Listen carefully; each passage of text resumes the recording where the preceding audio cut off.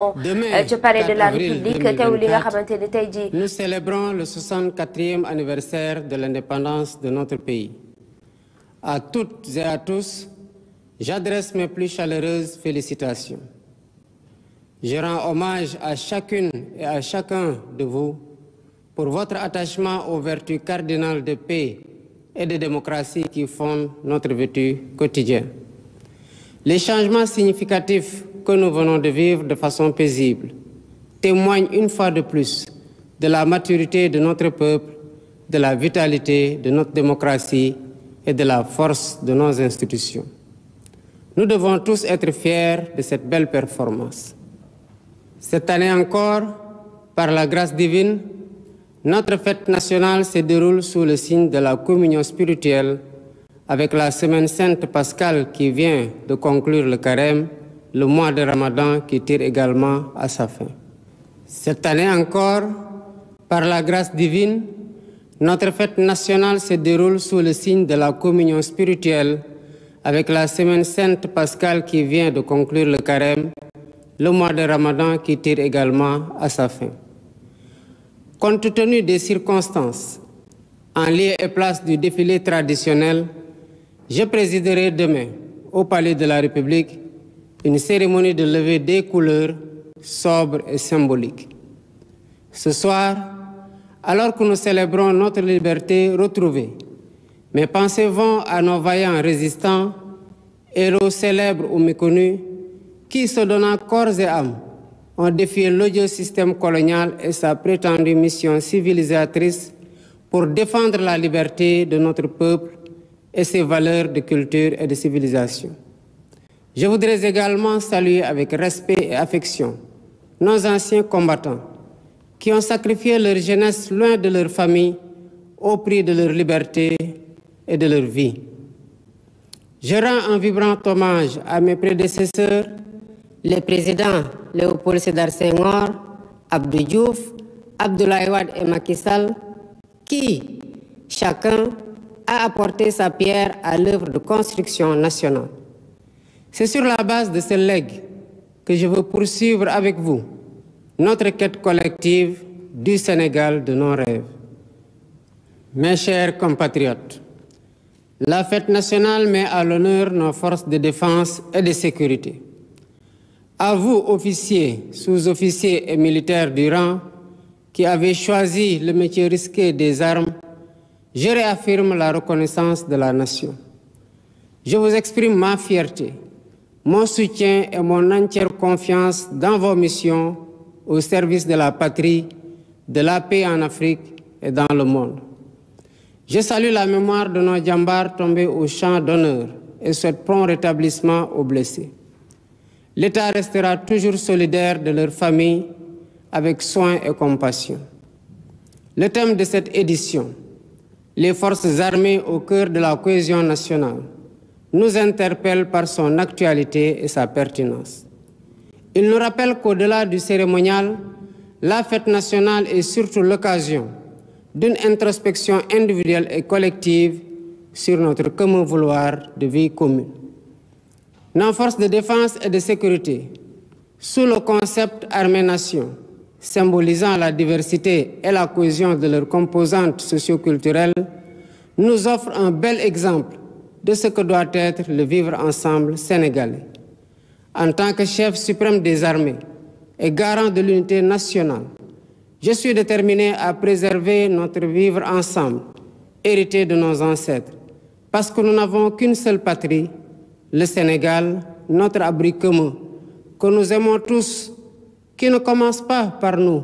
et ne finit pas avec nous. Dans cet esprit, mon rôle, et je l'assume pleinement, est de tendre la main à toutes et à tous pour rassembler, rassurer, apaiser et réconcilier afin de conforter la paix, la sécurité et la stabilité indispensables au développement économique et social de notre pays. De l'Est à l'Ouest, du Nord au Sud, je souhaite que notre cher Sénégal reste uni et indivisible, en paix, en harmonie avec notre devise nationale, un peuple, un but, une foi. Nous le devons à nous-mêmes, nous le devons à nos enfants, nous le devons aux générations futures. C'est pourquoi notre vibrante jeunesse, cœur battant de la nation, restera au centre de mes préoccupations. Chers jeunes du Sénégal, je fais mien vos rêves, vos aspirations et vos ambitions légitimes de réussir pour être utile à vous-même, à vos familles, à vos communautés et à votre pays. L'éducation, la formation au métier, l'emploi, l'entrepreneuriat des jeunes et des femmes restent des défis majeurs à relever. J'en ferai une priorité élevée des politiques publiques en concertation avec le secteur privé. Nous devons à cet effet revisiter les mécanismes existants, les améliorer et les rationaliser afin qu'ils répondent mieux aux besoins d'emploi et autres activités génératrices de revenus pour les jeunes. Pour encourager la création d'emplois, je compte m'appuyer sur un secteur privé fort parce que soutenu par l'État. Sur la base de nos besoins prioritaires, nous travaillerons ensemble pour endogénéiser notre économie. Bien entendu, le secteur privé international aura son plein rôle à tenir. Les Sénégalais sont braves, mais ils sont fatigués et attendent de nous des solutions contre la vie chère. La question du coût de la vie me préoccupe particulièrement et retient toute mon attention. Dans les jours à venir, des mesures fortes seront prises dans ce sens, après les concertations que j'entreprendrai avec les acteurs concernés. Mes chers compatriotes, de l'indépendance à nos jours, notre système politico-institutionnel et judiciaire a vécu bien des péripéties, les unes plus heureuses que les autres. 64 ans après, le moment me semble venu de tirer les leçons de nos réussites et de nos échecs pour une gouvernance publique plus moderne, plus républicaine et plus respectueuse des droits humains. C'est pourquoi, après avoir démissionné de mon poste de secrétaire général de PASTEF Les Patriotes, pour ainsi me mettre au-dessus de la mêlée, je convoquerai de larges concertations avec la classe politique et la société civile sur la réforme du système électoral notamment, le remplacement de la Sénat par une commission électorale nationale indépendante avec un renforcement de ses moyens de fonctionnement et de ses prérogatives, la rationalisation du nombre de partis politiques ainsi que leur financement, l'inscription sur le fichier électoral concomitamment à la délivrance de la pièce nationale d'identité. Par ailleurs, pour redorer le blason de la justice, lui redonner le prix qu'elle mérite et la réconcilier avec le peuple au nom duquel elle est rendue, j'entends organiser des assises regroupant les professions du métier, magistrats, avocats, huissiers, greffiers et autres auxiliaires de justice, les professeurs d'université et les citoyens pour identifier des pistes de solutions aux problèmes de la justice. Dans la quête d'un Sénégal meilleur au bénéfice de tous, j'entends instaurer une gouvernance vertueuse fondée sur l'éthique de responsabilité et l'obligation de rendre compte. En outre, j'engagerai sans tarder une politique hardie de bonne gouvernance économique et financière par la lutte sans répit contre la corruption, la répression pénale de la fraude fiscale et des flux financiers illicites, la protection des lanceurs d'alerte, la lutte contre le détournement des deniers publics et le blanchiment d'argent, l'amnistie des prête-noms et leur intéressement sous condition d'autodénonciation, la publication des rapports de l'IGE, de la Cour des comptes et de l'OFNAC. De même, l'exploitation de nos ressources naturelles qui, selon la Constitution, appartiennent au peuple, retiendra particulièrement l'attention de mon gouvernement. Ainsi, en plus de la mise en ligne déjà effective des contrats miniers, pétroliers et gaziers sur le site de l'ITIE Sénégal, je ferai procéder à la divulgation de la propriété effective des entreprises extractives conformément à la norme ITIE, à l'audit du secteur minier, gazier et pétrolier et à une protection plus soutenue du contenu local au bénéfice du secteur privé national. Au demeurant, je voudrais dire à tous nos partenaires privés qu'ils sont les bienvenus au Sénégal. Conformément aux lois et règlements en vigueur, les droits de l'investisseur seront toujours protégés, de même que les intérêts de l'État et des populations. À nos pays amis et partenaires, je voudrais assurer que le Sénégal reste un pays ouvert et accueillant pour tous. Nous veillerons sans cesse à maintenir et raffermir les relations de bon voisinage et de solidarité agissantes au sein de nos organisations communautaires, notamment la CEDEAO et l'UEMOA. Héritier de l'idéal panafricaniste de Cheikh Anta Diop et de Léopold Sédar Senghor, un des pères fondateurs de l'Organisation de l'Unité africaine, nous demeurons fermement engagés dans la construction de l'intégration africaine et la réalisation des objectifs de la zone de libre-échange continentale africaine. Nos partenaires étrangers de tous horizons sont d'égale dignité pour nous. À tous, nous devons respect et considération. Et de tous, nous demandons respect et considération.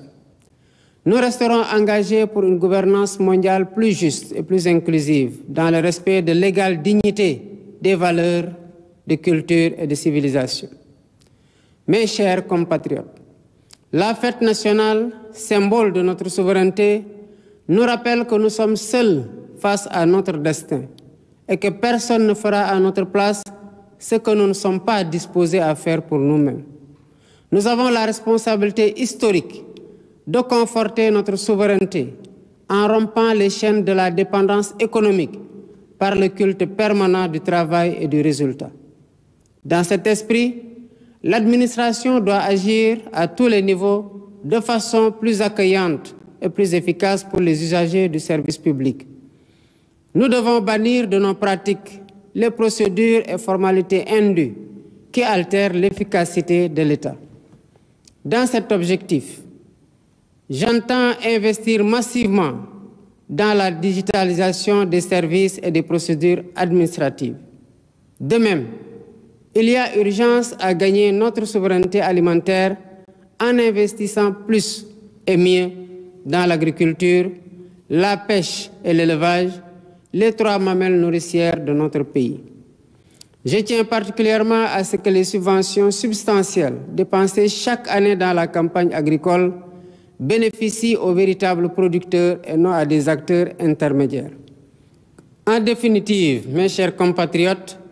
l'indépendance que nous célébrons demain est certes un événement festif, mais aussi et surtout un test de résilience et de grandeur pour la nation. Notre mérite et notre honneur, c'est de réussir l'épreuve en affichant une confiance résolue en nous-mêmes pour vaincre nos peurs et nos doutes, surmonter les obstacles devant nous et poursuivre ensemble notre marche solidaire vers notre destin commun, main dans la main, épaule contre épaule. C'est à cela que je vous invite dans la communion des cœurs et des esprits. Vive le Sénégal en paix et en sécurité, unis, libres et prospères. Bonsoir et bonne fête de l'indépendance. Vous venez d'entendre donc le message à la nation du président de la République, Bassirou Diomaye Diakhar Faye. La version française à présent, voici la version en Wolof. maa ngi leen di nuyu suba di ñeenti fan ci weeru avril ci atum 2024 di juróom benn fukk ak ñeenteelu at ñuy fêté suñu indépendance ma di ndokkeel ñépp ñi Sénégal ci biir réew mi ak ci bitim réew di leen jaajëfal ci ni nga xamante ne ñun ñépp di ay Sénégalais noonu lañu fonkee lii di jàmm ak démocratie ñu xam ne ñun ñépp coppite gi am ci kaw bopp réew mi di élection présidentielle yi ñu weesu doonte commencé na sax ci ay xat-xat niñ ko jeexalee rafet na taaru na ba seen àdduna yépp ñu ciy bàkk naw ñu ci te duñ ci jaajëfal kenn ku ne ci ñun nag war ko ndamoo waaye war ko téye boole googu ñu yàlla boole ba lu mu xat-xat buñ ci duggee ñu génn dañ ko ciy sant bu baax a baax rawatina ren gii nga xam ne dafa tombeek suñu fête indépendance dafa tombeek kooru chrétien yi jeex ba ñu fete Pâques kooru jullit ci di waaj a jeex ñu jubli ci korité ren gi xat-xat yi ñoo waral nu ñu daan defee organiser défilé bi dañ ko doxalee noonu waaye dañuy yem rekk ci def lu ñuy wax cérémonie de levée de couleur fii ci palais de la République waaye du tere ñu jàpp ne ndam la ci ñun ci gannaaw ba ay nit xeexee ba ñu moom suñu bopp ba am suñu indépendance di ko fête at gu ne muy ñu xam ak ñu xamul ñu leen di ndokkeel di leen jaajëfal ñuy jaajëfale tamit anciens combattants yi ak ñépp ñi nga xamante ne xeex nañu ngir Sénégal moom boppam Sénégal doon lu mu doon tey ma ciy ndokkeel ñi nga xamante ne yàlla teggoon na la fii ci bopp réew mi muy président Léopold Senghor di président Abdou Diouf di président Abdoulaye Wade ak di président Macky Sall mi fi mujje ndax kenn ku ne ci ñoom am na loo def ci li réew mi nekk tey muy lu def ba ñëpp respecté ñu ci àdduna ci kaw loolu laa fas yéene tabax tamit jëmale ci loo xam ne moom la Sénégal nam ma doon fi ñu toll nii diggante bépp sénégalais mbokki Sénégal fête nationale nag saa yu ñu ko waxee ci indépendance dañuy xalaat suñu force de défense et de sécurité ma di leen wax sama mbégte sama jàppale ak sama kóolute ci lépp loo xamante ne jox nañ leen ko dénk leen ko ñu koy doxal te muy luy andi jàmm fii ci biir réew mi ci bitim réew ci Afrique wala feneen ci yeneen dëkk yi di fàttali ko tamit suñuy jàmbaar yi nga xamante ne ci nu ñuy demee pour jàmm am ci fépp ñu fay xeex am na ci ñoom ñoo xamante ne daanu nañu ñu di leen ñaanal yàlla yërëm leen te di masow ñëpp ñi nga xamante ne am nañ ci ay gaañu-gaañu di leen wax nag nguuru Sénégal dina wéy di taxaw seen njaboot ci nu mu gore ren gi teemu fête bi di force des armées au cœur de la cohésion nationale maanaam ñi nga xamante ne ñoo yore kaaraange réew mi lan mooy ci seen solo ci liy andi jàmm ci réew mi daf ñuy fàttali ci fu ñu jaar te yàggul dara que ku ne ci ñun war na xoolaat ci boppam xoolaat ci lépp li nga xamante ne ñoo ko bokk ci ni ñuy tabaxee Sénégal boo xam ne Sénégal gu neex a dund la ku wax nag armée wax nation maanaam askan muy wane armée kenn ku ne mën na caa dem xeet boo bokk ak loo mënti gëm ak noo meltu mel donte na nga doon sénégalais rek loolu du ñu fàttale nag yeneen sénégalais yi nekkul tamit ci armée ni ñooñu di demee bokk ak di daje armée noonu la ñu yàlla boole fii Sénégal te ñu war ko sàmm bu baax a baax a baax ci man ni ma nekkee ki nekk ci kaw armée yi di chef suprême des armées doon koo xamante ne juboo gi ci biir réew mi ci sama loxo la ko yàlla teg benn dëkk muy Sénégal lay fàttali ne moom la ñu am te du ci ñun la commencé du ñun la jeexee kon ñun ñëpp am responsabilité wu sàmm Sénégal ci nu mu waree ngir mën ko joxe ci loxo yu mu gën a seddee suñ njaboot ci di ñëw li ji sama cër mooy tàllal la sama loxo ñëpp dajale ñëpp boole ñëpp tàppe xol yi te fexe tamit ba li nga xamante ne mooy jàmm ak dal gi war ci réew mi pour ñu dem liggéey ko réew mi mën a génn ci guute gu mu nekk wala boog ñu gën ko avancer dinaa ci am taxawaay gu war a war ndax Sénégal dafa war a doon benn bopp bu kenn dul xar ñaar benn bopp boo xamante ne dafa am jàmm ñu jàmmal ko ndax loolu bu sax mooy suñu bàkk muy benn askan benn jëmukaay ak benn gëm-gëm di wax ndaw sénégalais yi que gis naa seen jafe-jafe dégg naa seen métit waaye dinaa jël seen gént ak li ngeen xamante ne moom ngeen namm ci defaru ak defar seen bopp defar seen waajur jàppale leen jàppale seen bopp jàppale réew mi dinaa ci taxaw bu baax a baax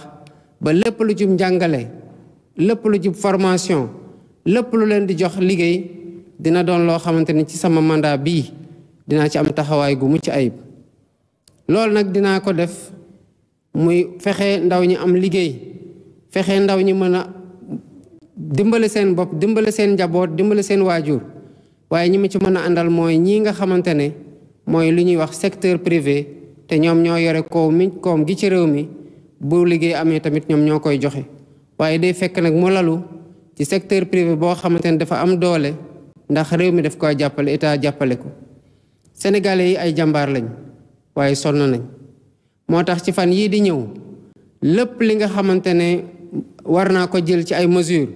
bokk ko waxtaan ak ko ñoo xamante ne ñoo nekk ci secteur économique bi muy secteur privé muy commerçant yi muy ñeneen ñi nga xamante ne seen loxo nga ci dinaa ko def pour ñu mën a def loo xamante ne mooy wàññi jafe-jafe yi nga xamante ne am nañ ko ci dund gi. waaye loolu yëpp tamit gannaaw jafe-jafe yi dañoo war a taxaw ci li dalal réew mi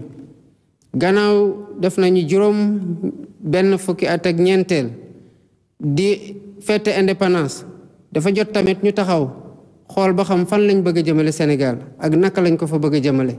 ndax Sénégal dafa war di wéy di doon modèle ci Afrique ci gouvernance maanaam ni ñu téye réew mi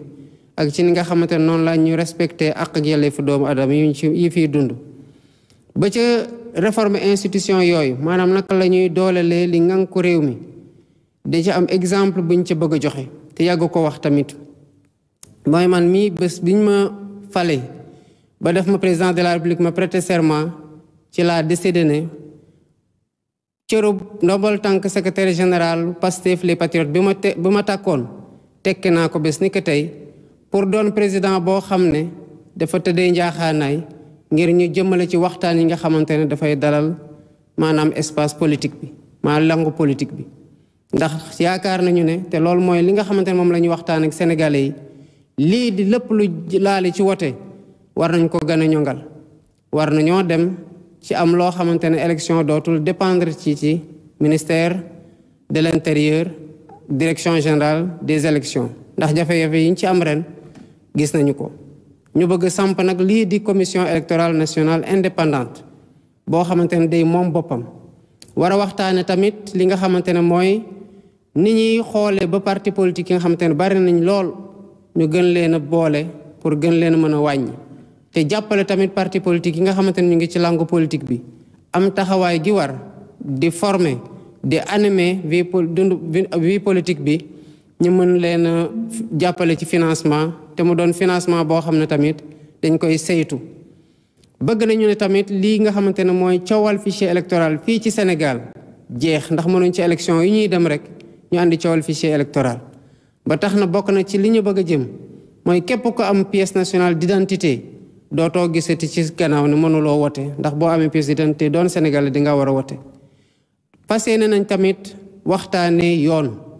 waxtaanee yoon ngir yoonal loolu li ñu koy may mooy toog ak ñëpp ñi nga xamante ne ñu ngi liggéey ci yoon muy avocat yi muy magistrat yi muy greffier yi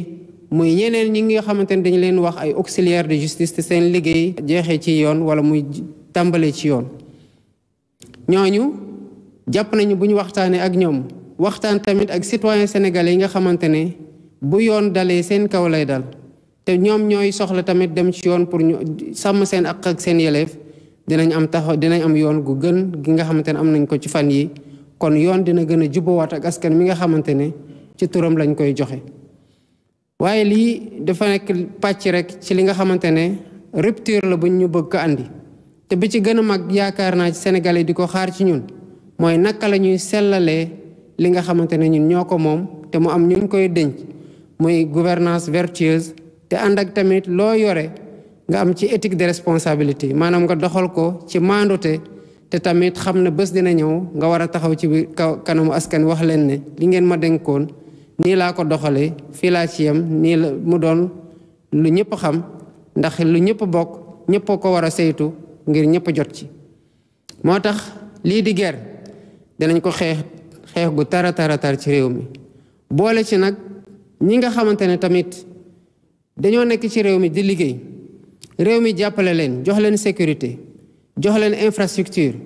jox leen sax ay avantages yenn saay waaye ñuy wëlbati ko nag lempo gu ñu war a fay pour réew mi continuer di màgg di defar ay infrastructure tabax lu ne bu ñu bañ ko fay ñooñ tamit dinañ ci taxawaay gu wër ak ñi nga xamante ne dañ koy jël di ko yóbbu bitim réew ci anam yoo xamante ne warut bëgg nañu tamit dooleel ñi nga xamante ne fépp fu ñu fekk luy yàqu te muy yàqal Sénégal dañ koy wax waaye ñu yàggalee na noot yàggalee na fitnaal te ba mënuñoo wax di xool ni nga xamante ne ay nit rek lay jëriñ waaye luy lor Sénégal la muy ay lanceur d'alerte ñu gën leen a protéger ba fépp fu ñu fekk luy yàqu ñu mën ko wax te dara leen ci fekk. bëgg na tamit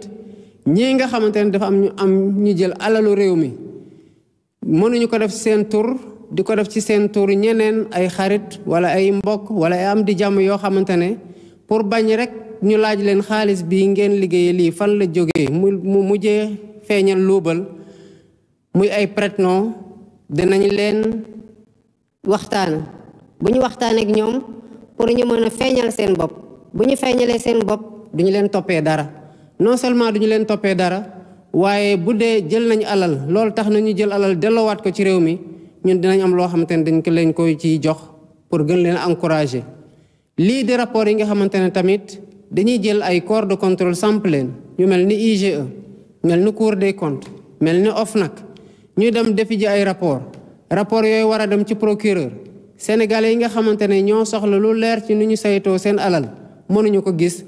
loolu bu soobee Yàlla dina jeex ci réew mi ndax fu rapport génnatee ci Cour des comptes génne ci OFNAC askan wi dinañ xam rapport bu lu ci buñ ko dee yóbbu ci yoon nag dinañ ko yóbbu ci yoon bu dee am na ñu ca tuumal loolu yoonay wax ndax taqee nañ ci wala taqeewuñ ci. lii di tamit loo xamante ne yàlla wërsëgal ñu ko muy ay ressources naturelles ba dolli ci dellooy ko ni sax mu am ci léegi ay pétrole ak gaz waaye amoon tamit laata loolu or amoon zircon amoon leneen ak leneen gouvernement bi dina ci bàyyi xel bu baax a baax saytu ko ba xam ndax niñ ko joxee jaadu na ba xam ndax biñ leen ko joxee liñ doon xaar ci ñoom pour ñu matal ko ndax matal nañu ko. loolu tamit muy ay audit yoo xamante ne dañ koy def non pas pour fitnaal ay société non pas pour bunt xatal leen waaye pour xool ndax lii nga xamante ne moo ci waroon nekk intérêt Sénégal ndax Sénégal jot na ci ndax sénégalais yi jot nañu ci.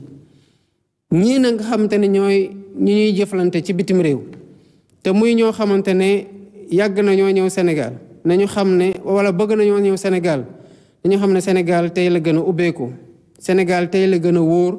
te Sénégal tey la gën a taxaw sax waxatuma la biir Sénégal waaye biir Afrique biir CEDEAO biir UMOA pour dal am fa pour jàmm am fa. ndax ku ne Sénégal nag wax Cheikh Anta Diop ku ne Sénégal wax Léopold Sédar Senghor mi nga xamante ne yàgg naa xar ci tànku tubéyam pour réewum Afrique booloo pour askanu Afrique booloo kon loolu dinañ ci taxaw gën cee taxaw xar ci suñu tànku tubéy ba luñ ci mën a matal rek ci niñ ko waatee ñu matale ko noonu. mbokki Sénégal dañoo war a xam ne gannaaw ba ñu moomee suñu bopp suñu problème ñun rek ko mën a régler kon kenn du ñëw du ñu fajal loo xamante ne ñun mën nañ ko fajal suñu bopp waaye bëgguñu koo fajal suñu bopp. lii nga xamante ne nag mënuñu koo defal suñu bopp ndax yàgg dépendre ci bitim réew war nañ ci taxawaay bu baax a baax ba lu ñuy soxla ñu bañ di ko jéggaani. loolu moo tax lépp lu ñu war a def ci mbéy mi ci càmm gi ak ci napp gi dinañ ko matal dinañ ko gën a dooleel pour Sénégal bañ a tey jéggaani lu bari ci li nga xam te ku def koy soxla pour lekk ko. waaye administration publique tamit war nañoo gën a góorgóorlu gën a ñongal seen procédure gën a ñongal nu ñuy liggéeyee pour gën a am ay résultats yoo xam ne dafay jëm ci askan wi gën leen a noppal. loolu moo tax sama gouvernement lépp luy xarala yu yees yi ñu koy woowee digitalisation dinañ ci def xaalis yu bare pour yenn yi sax bañ a tee jar nit di déplacé wu di jóge fu sori pour dem amee ji ko ci administration waaye tamit pour yokk ci transparence boo xam ne kuy def da ngay xam ne li ngay def ñëpp a ngi koy xam ñëpp a ngi koy gis ba doo ci mën a def loo xam te ne day lor askan wi. lii boo ko waxee tamit noonu lañ ko war a fas yéene waxee ci lépp luy lekk daan naa wax sànq fokk ñu dolliwaat liggéey ci mbéy fokk ñu dolliwaat liggéey ci càmm fokk ñu dolliwaat liggéey ci napp pour bañ a tey jégaani dara. waaye lii di subvention agricole yi muy doon xaalis goo xamante ne dañ koy jox war ko jox producteurs yi war ko jox béykat yi dinaa fexe ba muy egg ci béykat yi taxaw ci tem mu bañ a tee dem ci ñoo xamante ne duñu béy duñu produire waaye subvention yi ci seen loxo lay des askan du ko gis. kon mbokki Sénégal saa yu ñu taxawee ci bëtu indépendance rek doonte feet la ci ñun ñëpp waaye tamit taxawaay la pour ñu xool fa ñuy jaar ba Sénégal doon lu mu nekk tey ak nakal ban taxawaay la ñu war a am ba Sénégal ëllëg gën a màgg Sénégal gu ñu am tey. loolu dafa ànd ak ñu bañ am lu ñuy ragal bañ am lu ñuy sikki sàkk bañ am lu suñuy xel di jiixi jaaxa jàppalante loxo ak loxo tegante mbagg ak mbagg pour dox jëmale ci li nga xamante ne mooy yéene askan wi mooy li askan wi bëgg a doon li askan wi bëgg a gis Sénégal doon ñu mayante jàmm yéene wante jàmm tappe xol yi boole xel yi xalaat li ñuy xelli pour mu doon loo xamante ne mooy suqati Sénégal ba faw mbokki Sénégal jàmm la ñu woote dal la ñu woote kaaraange la ñu woote ndax ci jàmm ak dal ak kaaraange rek lay naataange di amee maa ngi leen di sant di leen gërëm bu baax bésub jàmm ci indépendance Sénégal ëllëg incha allah